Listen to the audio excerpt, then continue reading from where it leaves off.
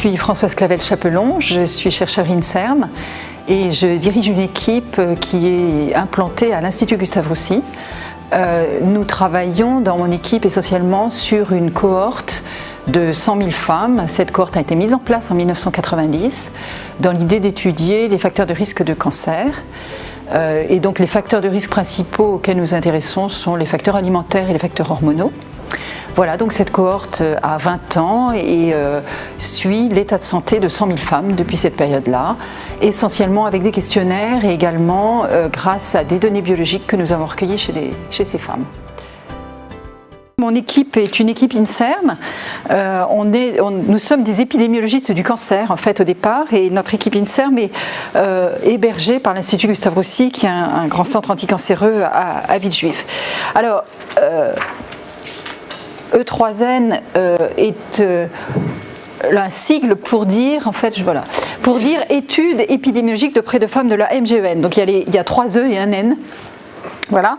Donc cette cohorte a été mise en place en 1990, date à laquelle nous avons envoyé à 1,5 million de femmes qui étaient âgées de 40 à 65 ans à l'époque. Donc nous leur avons envoyé un questionnaire avec une proposition de participer à notre étude, et en leur indiquant tout simplement qu'on voulait mettre en place une étude qui permettrait d'étudier les facteurs de risque de cancer, et en leur disant: si vous acceptez de participer, vous vous engagerez moralement à répondre à des questionnaires tous les 2 ans à peu près sur les principaux facteurs étudiés qui sont les traitements hormonaux, les facteurs alimentaires, la vie reproductive. Et voilà, parmi les 500 000 femmes qui ont été sollicitées, on a à peu près 100 000 femmes, 98 997 exactement, qui ont accepté de rentrer dans cette cohorte et qui donc sont suivies depuis cette époque-là. Donc elles étaient âgées de 40 à 65 ans en 90, ça veut dire qu'elles sont nées entre 1925 et 1950. Alors le suivi de la cohorte se fait par auto-questionnaire. Et grâce au fichier de la MGEN, je vais vous en parler tout à l'heure, et on envoie des questionnaires à peu près tous les 3 ans, tous les 2 à 3 ans. Alors, le E3N est la partie française d'une étude de cohorte plus vaste, qui est européenne, qui est l'étude EPIC pour European Prospective Investigation on Cancer and Nutrition. Donc, l'idée d'étude EPIC au départ était d'étudier la relation entre cancer et habitudes alimentaires, en partant du tout à fait nord de l'Europe, Tromsø, qui est 500 ou 200, je ne sais plus, kilomètres au nord du cercle polaire, jusqu'à Ragusa ou Grenade, qui sont évidemment tout à fait dans le sud, avec évidemment entre Tromsø et Ragusa ou Grenade une hétérogénéité très importante dans les habitudes alimentaires. Donc l'idée était d'étudier surtout alimentation et cancer, avec 10 pays participants, dont la France, comme vous le voyez, 10 pays européens, et donc ces différentes cohortes dans ces 10 pays européens ont inclus à la fois des hommes et des femmes. Et donc nous-mêmes, dans mon équipe, nous étudions que des femmes, comme je vous l'ai dit, et donc la cohorte française pèse d'un poids lourd dans la cohorte européenne EPIC, puisque s'il y a 500 000 personnes, il y a environ 200 000 hommes et 300 000 femmes, donc on a un poids important dans la population EPIC féminine, j'allais dire. Voilà pour ce qui est de notre intervention, j'allais dire, européenne.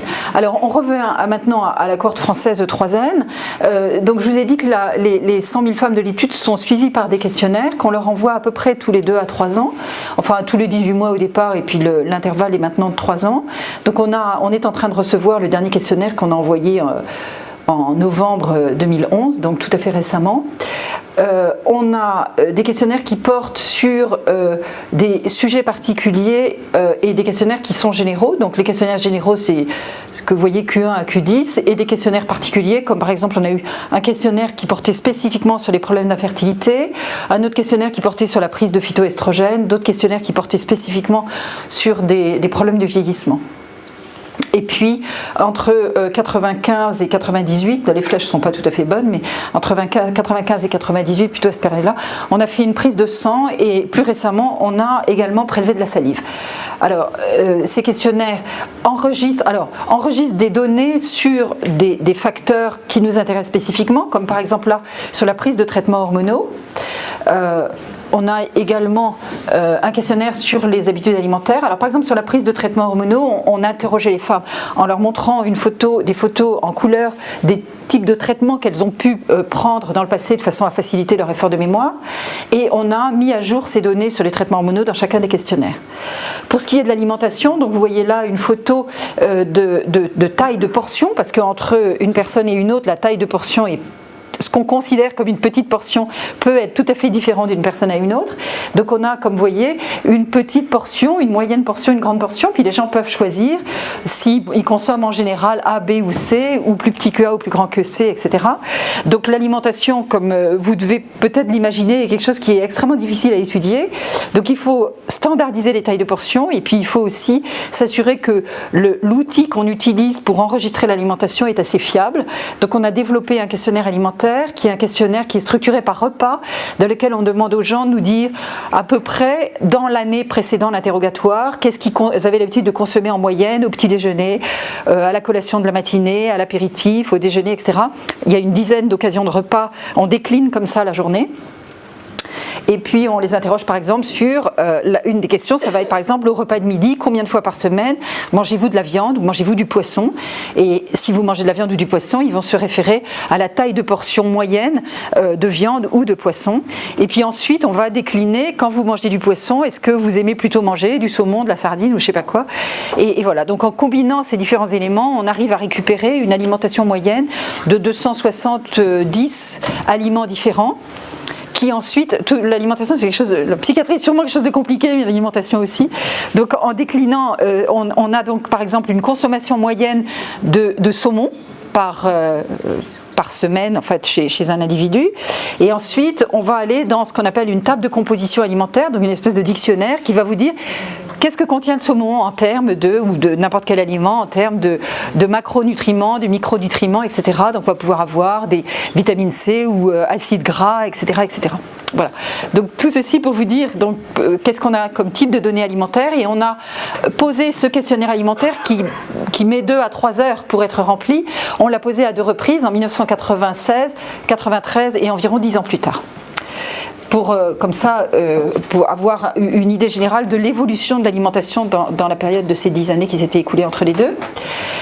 On a également interrogé les femmes sur leur corpulence. Alors déjà, dans chacun des questionnaires, on les interroge sur leur taille, leur poids, leur tour de taille, leur tour de hanche, et on leur demande de prendre des mesures ou de se peser. Et puis comme ce qui nous intéressait, c'était également quelle était leur corpulence quand elles étaient petites, parce qu'on s'intéresse au cancer du sein, qui a possiblement une origine très très tôt dans la vie. Donc ça nous intéressait de savoir, aux alentours de 8 ans, aux alentours de la puberté, aux alentours de 20 ans, enfin quand elles étaient adultes jeunes ou même adolescentes, etc., quel type de corpulence elles pouvaient avoir. Donc, puisque si je vous interroge, vous allez trouver probablement difficile de me dire quel était votre poids et votre taille quand vous aviez 8 ans. En revanche, nous dire quelle est la silhouette qui vous correspondait le mieux est quelque chose d'assez facile. Et on a pu comme ça mettre en évidence des choses tout à fait intéressantes sur la corpulence qu'elles avaient quand elles étaient jeunes, avec le risque de cancer du sein adulte, par exemple. On les a interrogés aussi sur un questionnaire spécifique qui était par exemple sur la prise de traitement de l'infertilité.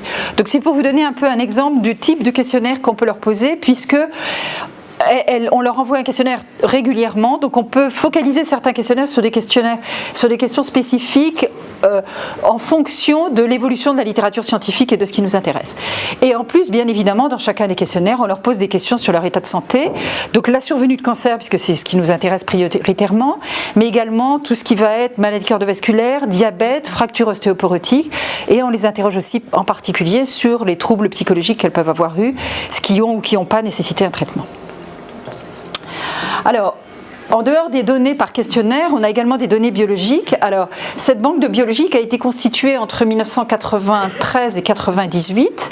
On a ouvert un centre de prélèvement dans chacun des départements en rouge, qui sont les départements dans lesquels on avait au moins 1000 volontaires E3N. Et on a installé un centre de prélèvement dans ce département, de façon à ce que les femmes du département, les femmes E3N du département, qui étaient invitées à avoir une prise de sang, puissent aller aller dans le centre, prendre rendez-vous pour avoir cette prise de sang. On en profitait d'ailleurs puisqu'on avait une interview, enfin face à face, les peser, les mesurer, leur demander un certain nombre de choses en face à face. Et comme ça, on a pu inviter dans ces départements en rouge 70 000 femmes 3N. Et sur ces 70 000, 40% ont accepté de participer. Donc on a 25 000 femmes qui nous ont fourni une prise de sang à cette occasion-là. Et puis comme il nous manque, entre guillemets, il nous manquait du sang ou du matériel biologique sur les 70 000 autres, on a décidé plus récemment de leur envoyer non pas un kit pour une prise de sang, parce que maintenant le transport du sang par la poste c'est quelque chose d'impossible quasiment. On leur a en revanche envoyé un kit pour qu'elles nous fournissent de la salive, puisque à partir de la salive il est possible d'extraire de l'ADN. Donc on a 47 000 femmes qui ont accepté de nous envoyer ce kit de salive, si bien que 25 000 plus 47 000 veut dire qu'on a de l'ADN pour une très très grosse majorité des femmes de la cohorte. Alors, la réception et le tri de tous nos questionnaires se fait à l'intérieur de mon équipe, donc c'est un volume important. Hein, quand on a, en ce moment, on est en train de recevoir le dernier questionnaire, et j'ai comme ça deux tas de caisses de la poste, comme ça, qui correspondent aux 30 000 premiers questionnaires qui ont été reçus. Donc ces questionnaires sont ensuite ouverts, etc. Enfin, toute la manutention se fait chez nous, et donc on demande aux femmes de remplir ce questionnaire qui peut être ensuite lu par un lecteur optique, ce qui évidemment facilite grandement l'enregistrement des données, avec quand même l'inconvénient que la lecture se fait très vite, puisqu'il faut 15 jours en gros pour lire 80 000 questionnaires, mais ensuite on corrige les réponses à l'écran une par une, donc il faut à peu près 2 personnes année, non pas 2 personnes année, 2 personnes année pour lire la totalité des 90 000 réponses que l'on a. Alors, le suivi des participantes se fait par un suivi actif, c'est-à-dire les femmes elles-mêmes décident ou non de répondre à notre questionnaire, mais également par un suivi passif. Alors, le suivi actif, c'est quoi ? C'est le fait d'envoyer le questionnaire à la femme et qu'elle décide de nous renvoyer sa réponse. Donc, on a un pourcentage de participation qui est très très élevé, probablement parce qu'on s'adresse à des femmes enseignantes qui sont tout à fait compliantes et qui ont bien compris l'intérêt de ce type d'études. Donc, on a à peu près 80-85% de réponses à chaque questionnaire, et environ 2/3 des femmes ont répondu à tous les questionnaires. Bon, si elles arrêtent de répondre à un questionnaire, ça ne veut pas dire qu'elles ne vont pas répondre au questionnaire d'après, mais voilà. Donc ça veut dire que, sauf si elles nous ont dit qu'elles voulaient arrêter formellement, on continue à suivre la totalité des 100 000 qu'on appelle en fait une population entre guillemets captive. Donc bien évidemment, à ces 100 000 femmes, il faut enlever les femmes qui sont décédées dans l'intervalle et celles qui formellement nous ont indiqué qu'elles souhaitaient arrêter. Alors on a aussi un suivi passif le suivi passif, pour dire aussi que le bulletin d'information dont vous voyez un exemplaire là est une sorte de newsletter qu'on envoie en même temps que le questionnaire pour permettre aux femmes de voir qu'est-ce qu'on a fait avec leurs données et faciliter leur intérêt et augmenter leur intérêt, leur participation dans notre étude. Alors, le suivi passif, c'est quoi ? C'est le transfert d'informations de la MGEN qui enregistre évidemment tout ce qui est changement d'adresse pour leurs adhérents. Donc, on a bien évidemment les autorisations de la CNIL pour se faire, mais la MGEN, tous les 3 mois, nous fournit pour les 100 000 femmes de notre cohorte une mise à jour des adresses, nous fournit également la notion d'une hospitalisation qui est survenue chez une femme, la notion de statut vital, donc comme ça, on est capable évidemment de savoir si elles sont décédées et donc de récupérer la cause de décès. Et puis alors depuis le 1er janvier 2004, la MGEN a été autorisée, et nous aussi évidemment, par la CNIL, à recevoir des données sur les remboursements de frais médicaux. Ça veut dire que tout ce que la MGEN rembourse en termes de frais médicaux, les Z, les B, les K, donc la MGEN ne sait pas du tout pour quelles raisons ils ont remboursé des K ou des B ou des je sais pas quoi. Mais en revanche, ils savent combien de K, combien de B, etc. ont été remboursés. Et donc nous, on peut essayer de comprendre avec ça pour quel type éventuellement d'examen ce remboursement a été effectué. Et puis surtout, ils nous permettent de savoir quels sont les médicaments qui ont été remboursés. Donc depuis le 1er janvier 2004, on sait tous les médicaments, on a le code ATC de tous les médicaments remboursés aux femmes. Donc voilà, ça c'est la même chose sous une autre forme. Voilà, alors je vais vous présenter très rapidement en fait quelques résultats parce que c'est pas véritablement sur votre domaine, mais c'est juste pour vous montrer que ce type d'étude de cohorte peut avoir un retentissement important même en termes de santé publique. Enfin heureusement d'ailleurs, sinon ce qu'on fait ne servirait pas. Donc l'étude de 3N a été particulièrement connue et médiatisée pour les retombées et les résultats que nous avons publiés en termes de prise de traitement hormonal de la ménopause en relation avec le risque de cancer du sein.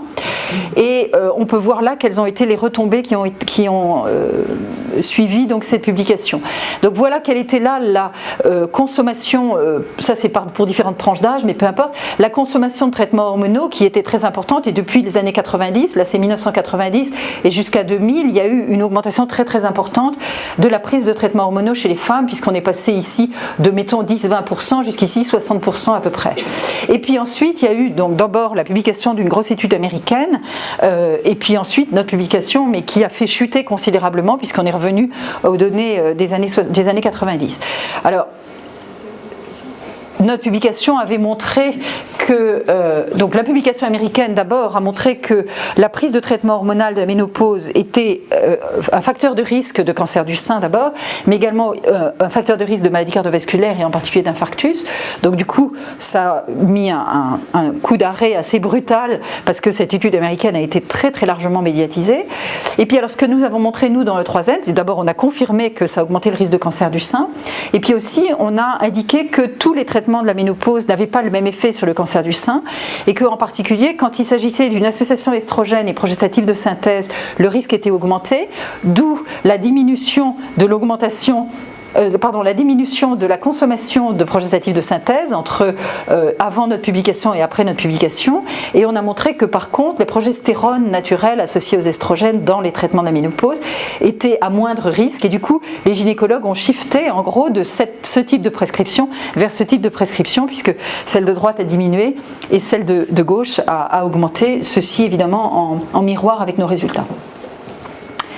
Un autre type d'exemple de ce que l'on peut faire avec les données enregistrées dans notre cohorte, il s'agit là, ça ne se voit pas bien, mais du risque de cancer du sein associé à la concentration sanguine de vitamine D.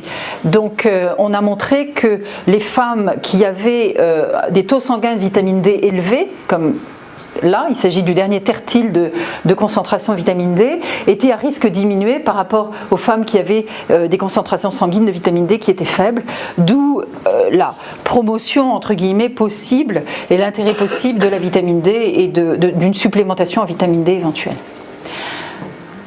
Troisième type d'exemple, l'activité physique et risque de cancer du sein. Alors je parle beaucoup de cancer du sein parce que d'abord c'est un peu mon sujet de prédilection, et d'autre part on a énormément de cancer du sein dans la cohorte, puisque sur les 100 000 femmes, environ 10 à 12 000 ont développé un cancer depuis 1990, et que les cancers développés sont pour moitié des cancers du sein. Donc du coup on a une puissance statistique importante pour étudier le cancer du sein.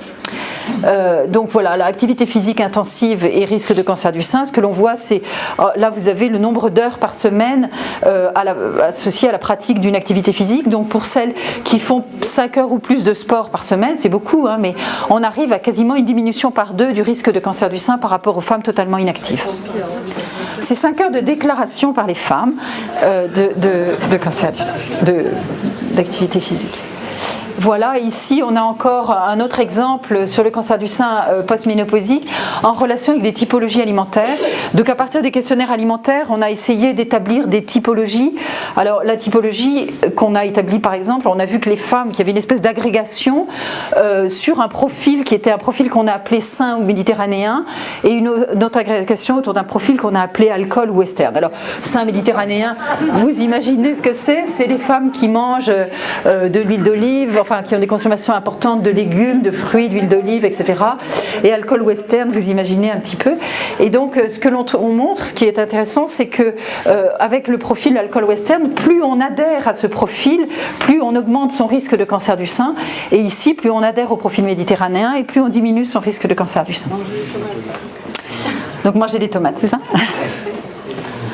Voilà, alors c'était un peu des exemples, et puis évidemment je suis à votre disposition pour les questions sur tout ce qu'on a fait avec une cohorte comme celle-là. Ce type de cohorte, c'est des outils un peu magiques au bout de quelques années. Je dois dire que la constitution d'une cohorte est assez lourde et compliquée, parce que malheureusement pendant les premières années on enregistre des données mais on n'a pas d'événements à étudier, donc c'est un travail un peu frustrant au début, mais alors au bout de quelques années, et puis nous maintenant on est à 20 ans, donc on a énormément d'événements à étudier dans tout un tas de pathologies, comme je vous disais tout à l'heure, parce que je vous ai montré des exemples sur le cancer du sein, mais on travaille dans d'autres domaines, on travaille en relation avec des équipes sur le cardiovasculaire, sur le diabète, on a aussi publié sur les fractures, comme je vous le disais, et puis là en ce moment j'ai une doctorante qui est en train de travailler par exemple sur la dépression.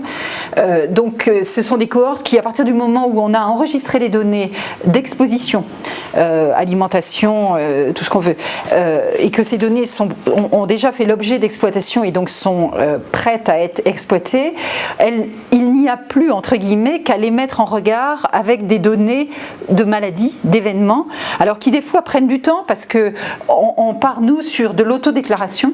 Donc pour le cancer, par exemple, à partir de l'autodéclaration, on fait tout un chemin pour récupérer le compte-rendu ANAPAT. Et d'une fois qu'on a le compte-rendu anatomopathologique, là on a une certitude du cancer et en plus après on a la taille du cancer, la localisation exacte et tout ça. Donc voilà, ça c'est ce qu'on fait pour le cancer. Pour par exemple le cardiovasculaire, c'est un peu plus compliqué, il n'y a pas d'ANAPAT. Il faut qu'on envoie un questionnaire au cardiologue qui a suivi la femme et on demande au questionnaire de nous remplir on demande au cardiologue de nous remplir un questionnaire. Pour le diabète par exemple, on s'adresse directement aux femmes, ou les fractures, on s'adresse directement aux femmes en leur demandant quel type de fracture, quelles étaient les circonstances de la fracture. Donc ça c'est plus facile. Enfin, pour dire que pour chaque événement, on a probablement nécessité à retourner vers la femme pour essayer d'être sûr que ce qui a été autodéclaré correspond véritablement à une pathologie. Voilà, alors on a été sélectionné récemment dans le cadre du grand emprunt et de l'appel d'offres investissement d'avenir, dans le cadre d'un projet de nouvelle cohorte qui s'appellera E4N, E4N pour enfants des fameux 3N, et qui correspond en fait à plusieurs parties.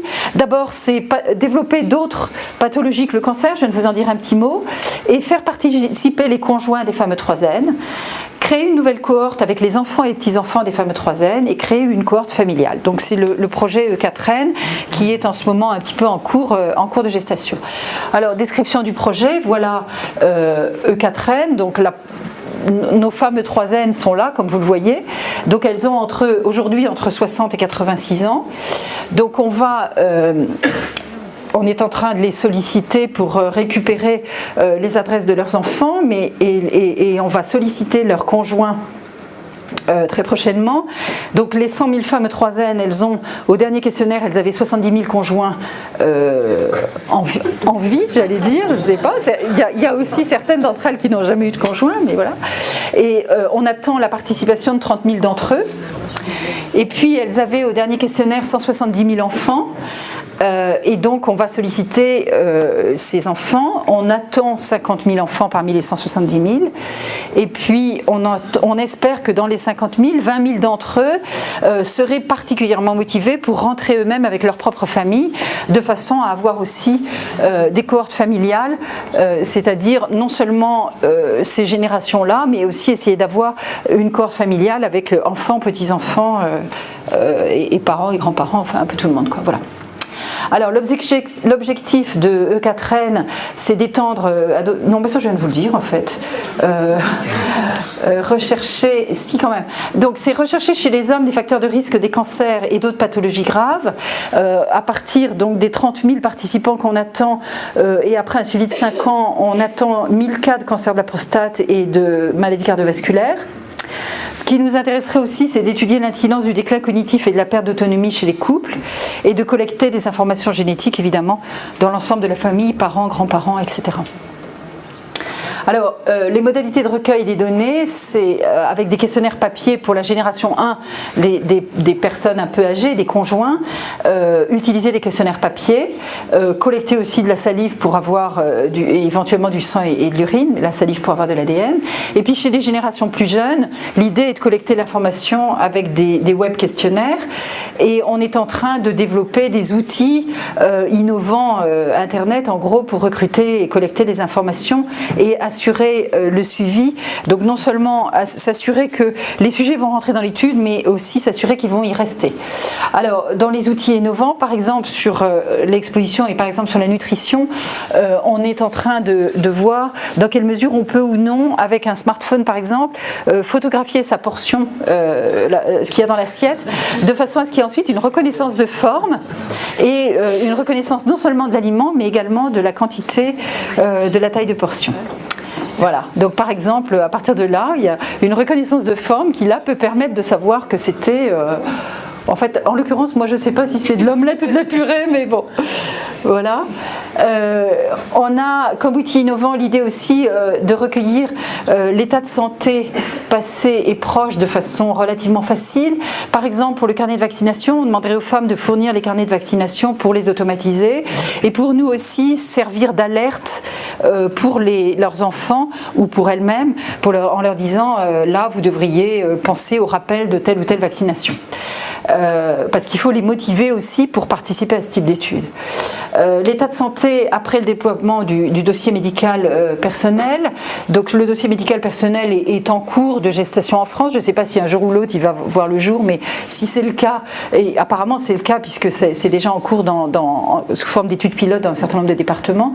Donc on récupérait l'état de santé par l'intermédiaire de cet outil déjà informatisé. Et puis le dernier aspect, c'est utiliser que les sujets aient envie de rentrer dans l'étude parce qu'on leur ferait une offre de service sous forme de numérisation de documents papier pour eux.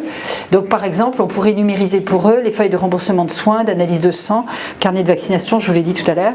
Et comme ça, non seulement nous-mêmes avoir les données, mais ensuite que eux puissent y avoir accès facilement. Et on est en train de développer un partenariat avec la Poste pour essayer de voir dans quelle mesure on peut utiliser les facilités de DigiPost, qui fait pas mal de publicité en ce moment, comme stockage du coffre-fort numérique. Voilà, et ce coffre-fort pourrait être avec partage possible avec d'autres gens. Donc notre idée, c'est bien sûr qu'il y ait un retour d'information au niveau individuel, en termes de carnet de vaccination, d'analyse de sang passé, qu'on puisse rendre compte au sujet de ce que l'on aura, nous, enregistré, en termes d'apport nutritionnel. Donc par exemple, ici, pouvoir leur dire que leur consommation de fruits et légumes qu'on a enregistrés, comment est-ce qu'ils se situent parmi leurs départements ou parmi le reste de la France? Est-ce qu'ils se situent dans une moyenne haute ou basse, par exemple? On pourrait envisager de développer quelque chose comme le logiciel Patients Like Me, pour en tout cas en particulier des pathologies qui sont un petit peu plus rares. Voilà, et la chose encore, c'était, oui c'est ça, qui est aussi des retours d'informations collectifs avec des visualisations faciles, comme je l'ai montré avec la carte de France, et des comparaisons avec d'autres sujets. Et on est en train de voir si on peut ou non se servir en particulier de smartphones ou d'outils comme ça un peu innovants.